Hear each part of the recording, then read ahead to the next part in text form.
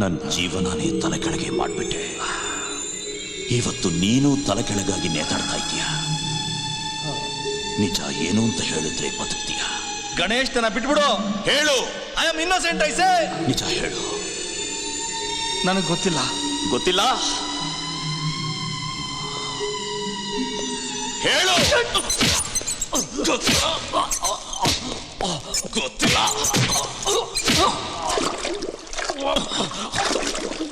ಹೇಳು. ನಿಜ ಹೇಳು.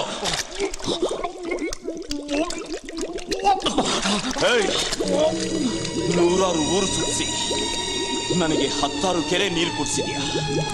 ಈಗ ನಿಜ ಹೇಳದೆ ಹೋದ್ರೆ ಈ ನೀರಲ್ಲೇ ಉಸಿರುಗಟ್ಟಿ ಸಾಯ್ತೀಯ. ಹೇಳು. ನನ್ನ ಪ್ರಾಣ ಹೋದ್ರು ನಾನು ಹೇಳಲ್ಲ.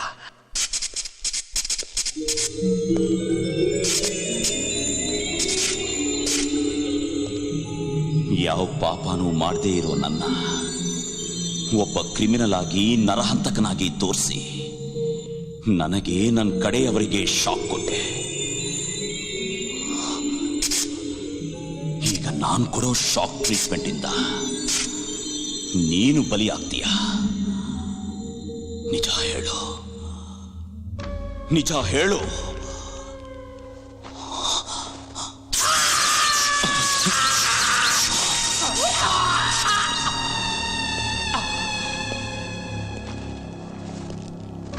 ಹೇಳು. ಮರ್ಯಾದೆಯಾಗಿ ನಿಜ ಹೇಳು.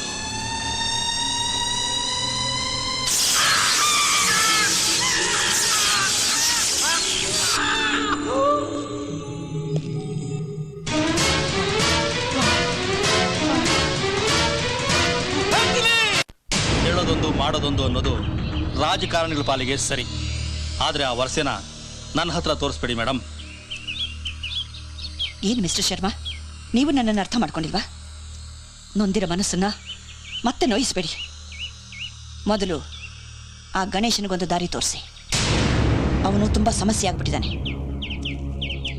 ಮೊದಲು ನಾವು ಸಂಬಂಧಿಗಳಾಗೋಣ. ಆಗ ನೀವು 13 ವರ್ಷದಿಂದ ಕೂಡಿಟ್ಟ ಆಸ್ತಿ ಸೇಫ್ ಆಗುತ್ತೆ. ನಮ್ಮೆಲ್ಲರ ಆಸೆಯಂತೆ ನಮ್ಮ ಮುಂದಿನ ಭವಿಷ್ಯ ಫಾರಿನ್ನಲ್ಲಿ ಸುಖವಾಗಿರುತ್ತೆ. ದಿವ್ಯಾ ರಾಜೇಶ್ ಮದುವೆ ಆದರೆ ಮದುವೆ ವಿಷಯ ಮಾತಾಡಿದ್ರೇನೆ ಅಪ್ಸೆಟ್ ಆಗ್ತಾ ಇದ್ದಾಳೆ ದಿವ್ಯಾ.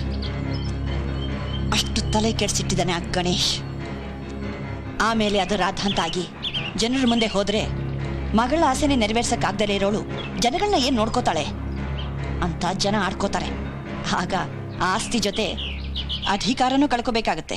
ಹಾಗಂತ ಸುಮ್ಮನಿದ್ರೆ 13 ವರ್ಷಗಳಿಂದ ನೀವು ಜನರ ಕಣ್ಣು ಮಣ್ಣಿರ್ಚಿ ಸಂಪಾದನೆ ಮಾಡಿರೋ ಆಸ್ತಿ ಪಾಸ್ತಿ ವಿವರಗಳನ್ನ ex-DGP ಸುಧೀರ್ ಬರೆದು ಪುಸ್ತಕನ ಪಬ್ಲಿಷ್ ಮಾಡ್ತಾ ಇದ್ದಾರೆ. ಈ ವಿಷಯ ಬೇರೆ ಯಾರಿಗೂ ಗೊತ್ತಿಲ್ಲ. ಅದು ನಮಗೆ ಗೊತ್ತಲ್ವಾ? ಅದಕ್ಕೆ ತಾನೇ ಎಷ್ಟು ಜನ ಸತ್ತು ಹೋದ್ರೂ ಪರವಾಗಿಲ್ಲ, ಈ ಸಿಟಿನೇ ಹಾಳಾಗೋದ್ರೂ ಪರವಾಗಿಲ್ಲ ಅಂತ ಆ ಸುಧೀರ್ನ ಅವನ ಟ್ರೂ ಪಬ್ಲಿಷರ್ ಬಿಲ್ಡಿಂಗ್ ಪ್ರೆಸ್ನ ನಾಶ ಮಾಡೋದಕ್ಕೋಸ್ಕರ ಬಾಂಬ್ ಬ್ಲಾಸ್ಟ್ನ ಅರೇಂಜ್ ಮಾಡಿರೋದು. ಅದೇ ಪ್ಲಾನಿಂಗ್ನಲ್ಲಿ ಗಣೇಶ್ ಹೆಸರನ್ನ ಲಿಂಕ್ ಮಾಡಿ ಸಿಟಿ ಬಾಂಬ್ ಬ್ಲಾಸ್ಟ್ಗೆ ಇವನೇ ಕಾರಣ ಅಂತ ಸೆಟ್ ಮಾಡಿ ನಾವು ಸೇಫ್ ಆಗೋಣ ಅಂತ. ನಿಮ್ಮ ಪ್ಲಾನ್ ನನಗೆ ಅರ್ಥ ಆಗ್ತಾ ಇದೆ. ಆದರೆ ಇದೆಲ್ಲ ಹೇಗೆ ಸಾಧ್ಯನಾ? ನಾವಿಬ್ರು ಮನಸ್ಸು ಮಾಡಿದ್ರೆ ಸಾಧ್ಯ ಆಗದಿರೋದು ಯಾವುದೂ ಇಲ್ಲ. ನೀವು ಹೂ ಅನ್ನಿ, ಅವನ ಕಡೆಯವ್ರನ್ನ ಇಟ್ಟು ಅವನ ಕತೆ ಮುಗಿಸ್ತೀವಿ. ನಾನು ಅದನ್ನೇ ಬಯಸ್ತಾ ಇದ್ದೀನಿ. ಬೇಗ ಮಾಡಿ ಮುಗಿಸಿ. ಹೊಗಳಿಗೆ ಕೇಳಿ ಹೊಟ್ಟೆ ತುಂಬಿಸ್ಕೊಂಡಿರೋ ಅವನು ಕಾಲು ಜಾರಿ ಕೆಳಗೆ ಬಿದ್ದು ಹೊಟ್ಟೆ ಒಡ್ಕೋಬೇಕು. ಅದನ್ನ ನೋಡಿ ನಗೋ ಚಂದ್ರನ ಸ್ಥಾನದಲ್ಲಿ ನಮ್ಮ ಜನರಿರ್ಬೇಕು. ಮತ್ತೆ ಆ ಹೊಟ್ಟೆ ಕಟ್ಕೊಳ್ಳೋದಕ್ಕೆ ಹಾವಲ್ಲ ನೇಣು ಹಗ್ಗ ಕೂಡ ಸಿಗದೆ ಪರದಾಡಬೇಕು. ಆಗ ನಿಮ್ಮ ಮಗಳು ದೇಶದ್ರೋಹಿ ಅಂತ ಅವನ್ನ ಮರಿತಾಳೆ.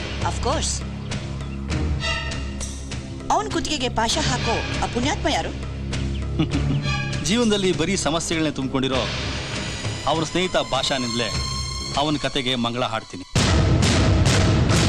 ಮುಖ್ಯಮಂತ್ರಿ ಮುಖ್ಯಮಂತ್ರಿ ಮುಖ್ಯಮಂತ್ರಿ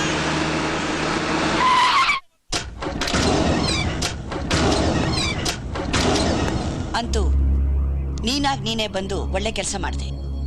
ಈಗ ನೀನು ಕೋರ್ಟ್ಗೆ ಸರೆಂಡರ್ ಆಯ್ತು ಅಂತಂದ್ರೆ ಶಿಕ್ಷೆ ಕಡಿಮೆ ಆಗತ್ತೆ.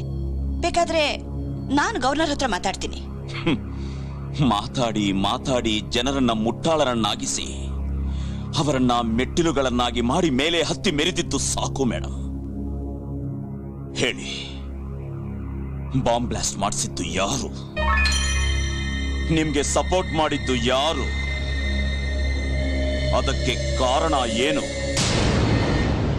ನಮ್ ಜನ ವಿಷಾಕಕ್ಕೋ ಹಾವಿಗೆ ಹಾಲಿಟ್ಟು ಪೂಜೆ ಮಾಡ್ತಾರೆ, ನಿಜ. ಆದ್ರೆ ಅದೇ ಹಾವು ತೊಂದರೆ ಕೊಟ್ರೆ ಒಡೆದು ಸಾಯಿಸಕ್ಕೂ ಹೆದರಲ್ಲ. ಸ್ವಲ್ಪ ಯೋಚನೆ ಮಾಡಿ. ನಿಮ್ಮನ್ನ ದೇವರು ಅಂತ ತಿಳಿದು ಪೂಜಿಸ್ತಿರೋ ಜನರಿಗೆ ಮೋಸ ಮಾಡಿದ್ದು ಅಲ್ದೆ ದಯಾದಾಕ್ಷಿಣ್ಯ ಇಲ್ದೆ ನಿಮ್ ಸ್ವಾರ್ಥಕ್ಕೋಸ್ಕರ ನೀವ್ ಅಂದ್ಕೊಟ್ಟಿದ್ದನ್ನ ಸಾಧಿಸೋಕೋಸ್ಕರ ಬಾಂಬ್ ಬ್ಲಾಸ್ಟ್ ಮಾಡಿಸಿ 536 ಜೀವಗಳ ಭವಿಷ್ಯನೇ ನೆಲಸಮ ಮಾಡ್ಬಿಟ್ರಿ. ಯಾರು ನಿಮಗೆ ಏನ್ ದ್ರೋಹ ಮಾಡಿದ್ರು?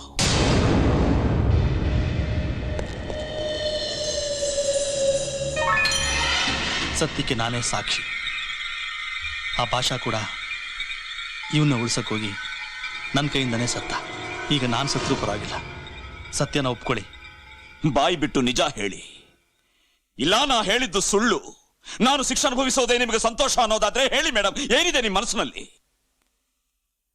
ಅಪರಾಧಿ ನಾನಾ ನೀವಾ? ಎಸ್, ನಾನೇ. ಯಾವ ಎದುರಾಳಿನೂ ಇಲ್ಲದೆ ಮುಖ್ಯಮಂತ್ರಿಯಾಗಿ ಮೆರೀತಿದ್ದ ನನಗೆ ನನ್ನ ಮನೆ ಮುಂದೆ ಬಂದು ನನ್ನ ಮುಖಕ್ಕೆ ಮಸಿ ಬಳದ ಮೊದಲನೇ ಮಾಮೂಲಿ ಮನುಷ್ಯ ನೀನು. ಆವತ್ತೇ ನಿನ್ನ ಮೇಲೆ ನನಗೆ ಕಣ್ಣು ಬಿತ್ತು. ಫೇಸ್ ಟು ಫೇಸ್ ಪ್ರೋಗ್ರಾಂನಲ್ಲಿ ಬಂದು ನನ್ನ ಟೈಮನ್ನ ಯೂಸ್ ಮಾಡಿಕೊಂಡು ಸಜೆಷನ್ಸ್ ಮೇಲೆ ಸಜೆಷನ್ಸ್ ಕೊಟ್ಟು ರಾಜಕಾರಣಿಗಳೆಲ್ಲ ದಡ್ಡರು ಅಂತ ಹೇಳಿದ ಮೊದಲನೇ ಅಹಂಕಾರಿ ನೀನು. ಅವತ್ತು ಕಾಲೇಜ್ನಲ್ಲಿ ರಾಜಕಾರಣಿಗಳಿಗಿಂತ ಅಧಿಕಾರಿಗಳೇ ಮೇಲು ಅಂತ ಹೇಳಿದ ದುರಹಂಕಾರಿ ನೀನು. ಹೋದ್ರೆ ಹೋಗ್ಲಿ, ಜನಗಳ ದೃಷ್ಟಿನಲ್ಲಿ ಹೀರೋ ಆಗ್ಬಿಟ್ಟಿದ್ದಾನೆ ಅಂತ ಬಿಟ್ರೆ, ನನ್ನ ಮಗಳ ಮನಸ್ಸನ್ನೇ ಗೆದ್ದು ನನ್ನ ಮನೆ ಅಳಿಯಾಗಿ ನನ್ನ ಈ ಕೈಗಳಿಂದ ನಿನ್ನ ಕಾಲು ತೊಳಸ್ಕೊಳ್ಳೋ ಅಷ್ಟು ಮಟ್ಟಕ್ಕೆ ಬಂದ್ಬಿಟ್ಟೆ ನೀನು.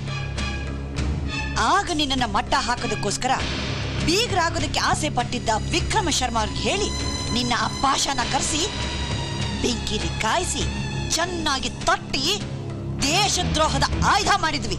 ನಾನು ಇದನ್ನೆಲ್ಲ ಮಾಡೋದಕ್ಕೆ ಕಾರಣ ಯಾರು ಅಂತ ಗೊತ್ತಾಯ್ತಲ್ಲ? ನೀನೇ ಕಣೋ, ನೀನೇ. ಹೌದು ಕಣೋ, ನೀನು. ಕುರಿಗಳ ತರ ಇರೋ ಪ್ರಜೆಗಳನ್ನ ಮೋಸ ಮಾಡಿ ನನ್ನ ಇಮೇಜಿನ ಬೆಳೆಸ್ಕೊಂಡು ರಾಜ್ಯ ಆಳ್ತಾ ಇರೋ ನನಗೆ ನೀನು ನೀನು ಸಿಂಹ ಸ್ವಪ್ನವಾಗಿ ಬಂದೆ. ಜನಗಳು ನಿನ್ನ ಮೇಲಿಟ್ಟಿರೋ ಅಭಿಮಾನ ವಿಶ್ವಾಸನ ನೋಡಿ ಎಲ್ಲಿ ನನ್ನ ಅಧಿಕಾರಕ್ಕೆ ಧಕ್ಕೆ ಬರುತ್ತೋ ಅಂತ ಒಂದು ರೀತಿ ಭಯ ಆಯ್ತು. ಏ ಗಣೇಶ, ಏ ಗಣೇಶ, ನಾನು ಹುಟ್ಟಿದಾಗ್ಲಿಂದ ಇಲ್ಲಿವರೆಗೂ ಯಾವತ್ತು ಯಾರಿಗೂ ಯಾವುದಕ್ಕೂ ಹೆದರ್ಲಿಲ್ಲ. ಆದ್ರೆ ನಿನಗ ಮಾತ್ರ ಹೆದರ್ದೆ ಕಣೋ. ಅದಕ್ಕೆ ಕಣೋ ಈ ಪದ್ಮ ವ್ಯೂಹನ ಮಾಡಿ ಅದರಲ್ಲಿ ನಿನ್ನನ್ನ ಸಿಗ ಹಾಕ್ಸ್ದೆ. ಏಯ್ ಶರ್ಮಾ, ನಡೆದ ಸತ್ಯನೆಲ್ಲ ಗಣೇಶನಿಗೆ ಹೇಳಿದ್ರೆ ಸಾವಿನಿಂದ ತಪ್ಪಿಸ್ಕೊಳಕ್ ಆಗತ್ತೆ ಅಂತ ನೋಡಿದ್ಯಾ? ಸಾವಿಗೆ ಹೆದರೋರು ಬದುಕಕ್ಕೆ ಆಸೆ ಪಡಬಾರ್ದು ಕಣೋ. ನಿನ್ನಂಥ 100 ಜನ ನಾನು ಸೃಷ್ಟಿ ಮಾಡ್ತೀನಿ. ಇಂಥ 1000 ಜನ ಬಂದ್ರು ಸುಟ್ಟು ಬೂದಿ ಮಾಡ್ತೀನಿ ಕಣೋ. ನಾನು ಮುಖ್ಯಮಂತ್ರಿ. I am a dictator. Nobody can shake me.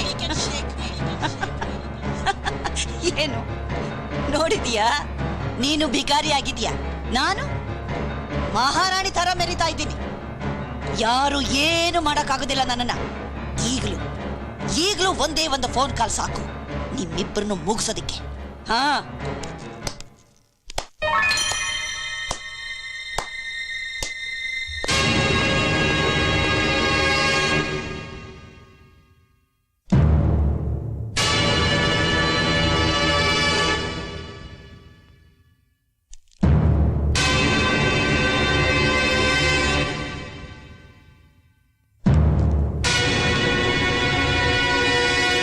ನನ್ನ ಪ್ರೀತಿಯ ಮಾನ್ಯ ಮುಖ್ಯಮಂತ್ರಿ ಅವರಿಗೆ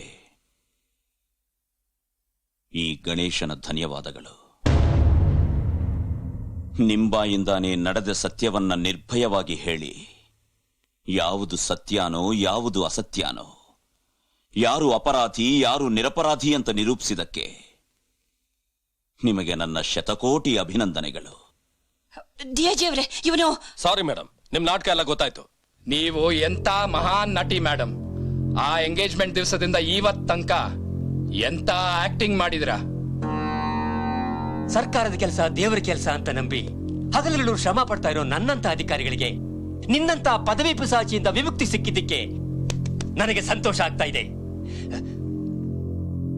ಗಣೇಶ್, ನನ್ನ ನಂಬಿಕೆನ ಸುಳ್ಳಾಗಿಸ್ಲಿಲ್ಲ. I am proud of you. ನಿಮ್ಮನ್ನ ದೇವರು ಅಂತ ತಿಳ್ಕೊಂಡು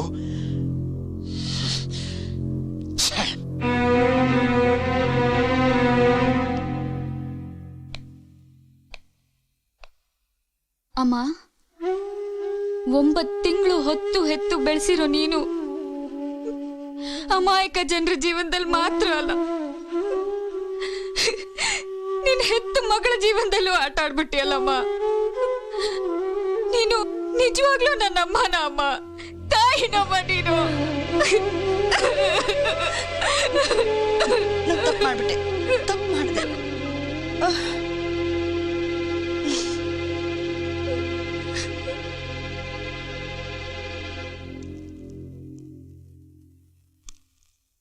ಎಲ್ಲರ ಮುಂದೆ ನಾನೇ ಒಪ್ಕೋತಾ ಇದ್ದೀನಿ. ನಡೆದಿದ್ದೆಲ್ಲದಕ್ಕೂ ಕಾರಣ ನಾನೇ. ಗಣೇಶ ನಿರಪರಾಧಿ. ಅಧಿಕಾರದ ದಾಹದಲ್ಲಿ, ಸಿಎಂ ಕುರ್ಚಿ ಮೇಲಿನ ಮೋಹದಲ್ಲಿ ಪ್ರಜೆಗಳೇ ನನ್ನ ದೇವರು ಅನ್ನೋದನ್ನ ಮರೆತು ಬಿಟ್ಟು ನನ್ನ ಪ್ರಜೆಗಳಿಗೆ ನಾನೇ ಮೋಸ ಮಾಡಿಬಿಟ್ಟಿದ್ದೀನಿ. ನಾನೇ ಅಪರಾಧಿ.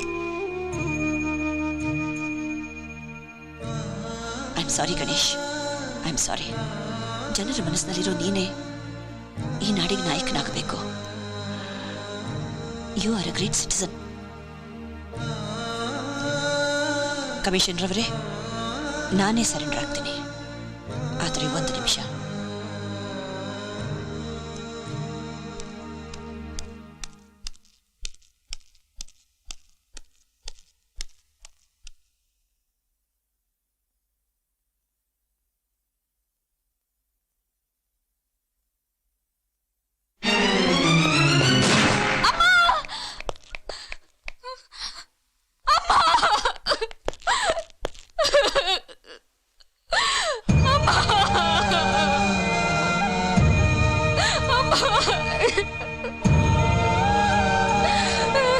Arrest him.